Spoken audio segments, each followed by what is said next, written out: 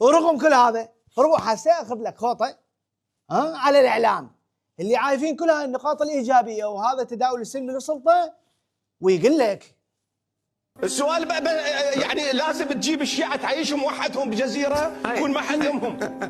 والاقليم ما تريد، والامريكي ما تريد، والسني ما تريد، والكردي ما تريد.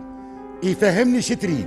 ماكو واحد يقعد ويا هذا الطرف يقول له بابا شو تريد. أنا ما أثق بالسني ولا أثق بالكردي، ومشاكلي تستمر وياه، وأنا على حذر من عنده. قعدوا ببيوتكم، والله قعدوا، والله ما مو مال الحكم، مو مال الحكم يا اطار تنسيق ولا غير، والله مو مال الحكم.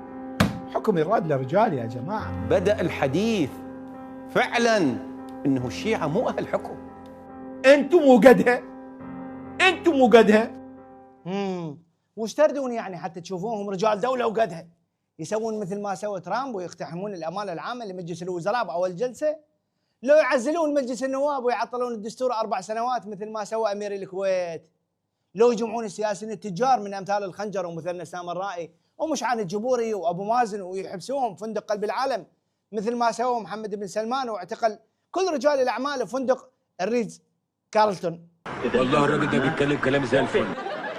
بالعكس الدلائل كلها تشير الى انه الشيعه الاكثر تطبيقا للديمقراطيه والاكثر منعا للديكتاتوريه واحتكار السلطه، يعني ما لازقين مثل عائله البرزاني من 36 سنه بالكرسي، ومن رادوا يكلفون رئيس وزراء ما راحوا جابوا سكرتير مثل ما سوى الاستاذ بافل طلباني المنصب رئيس جمهوريه، ولا واحد منهم راح جاب ابن عمه وخلاه رئيس البرلمان من نفس عشيرته مثل ابو ريكان الحلبوسي، لا راحوا جابوا لك شاب عمره ما يتجاوز ال 40 سنه